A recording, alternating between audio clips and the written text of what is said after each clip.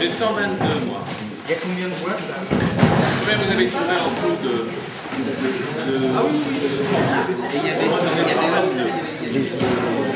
Les deux grandes conditions pour pouvoir organiser un référendum d'initiative populaire, c'est 4 200 et quelques mille signataires pétitionnaires et un cinquième des parlementaires. Le cinquième des parlementaires, on l'a. 4 millions et quelques, on voit qu'avec ce qu'on a fait cette semaine, ça ne devrait pas être trop difficile, même si je ne vous donnerai pas le chiffre, on sera lundi lors de la conférence de presse du collectif à 11h15. Donc est-ce que le gouvernement a peur des Français? Est-ce qu'il a peur du référendum? Est-ce qu'il a peur de ce qu'il est en train de faire en fait? Parce que finalement c'est le bien commun qu'on est en train de privatiser. C'est un scoop. On a décidé ça ce matin. Le 15 octobre, lors de la niche parlementaire, il y aura une proposition de loi du groupe socialiste qui spécifiera les modalités, les conditions d'un référendum d'initiative populaire.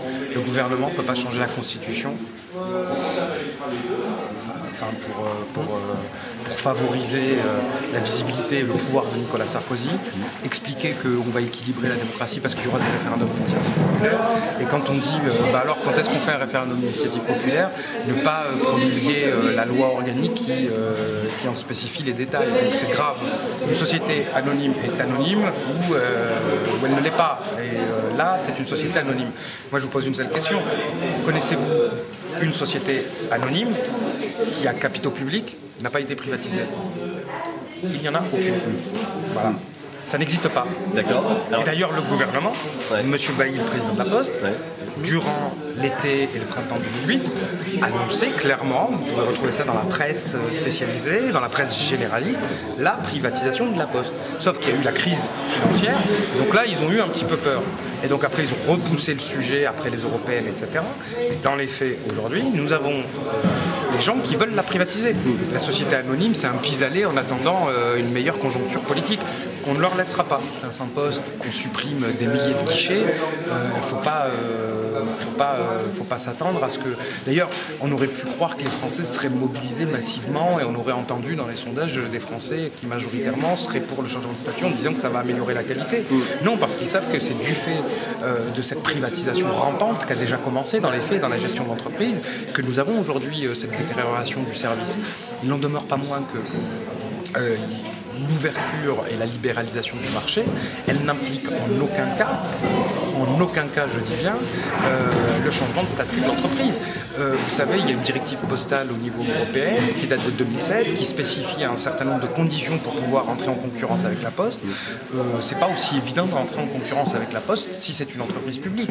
Et là, vous avez des procédures dites de subsidiarité, c'est-à-dire que si la Poste, elle s'amuse à aller faire le Monopoly sur les autres marchés européens, ce qu'elle s'apprête à vouloir faire si elle change de statut, eh bien, il faudra accepter que les autres viennent chez nous. Et donc, que nous ayons une concurrence sur un service public en réseau, pourtant vital à l'origine du pacte social et républicain, et ça, nous le refusons.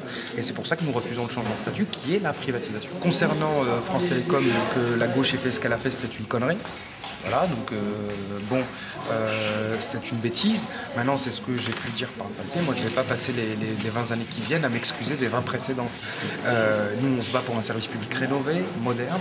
Ça veut dire une Poste qui est en capacité aussi d'embrasser véritablement l'ère du numérique, de faire les investissements massifs nécessaires à ça. Je vous rappelle que le Japon s'apprête à renationaliser sa Poste, que la Norvège refuse de transposer la directive européenne de libéralisation, qu'aux États-Unis, on renforce les fonds propres de l'US Postal, qui est fédéral, donc public. Et nous, la France, on est les meilleurs élèves du libéralisme du XXe siècle. Et ça, c'est très grave. Donc aujourd'hui, la Poste, elle porte 4 principes forts qui sont à l'origine même de ce qu'est le pacte social et républicain, c'est-à-dire une Poste qui porte l'égalité lorsque vous avez le prix unique du timbre, qui porte la solidarité lorsque vous avez 2 millions de personnes qui ont accès aux services bancaires de base, la démocratie avec le soutien à la presse, et y compris l'aménagement du territoire. Donc vous avez des services publics qu'on appelle des services publics en réseau, vous avez aujourd'hui des opérateurs qui sont nécessairement publics, et puis si on considère que... Vous savez, quand une entreprise privée va mal, on ne dit pas qu'il faut la nationaliser.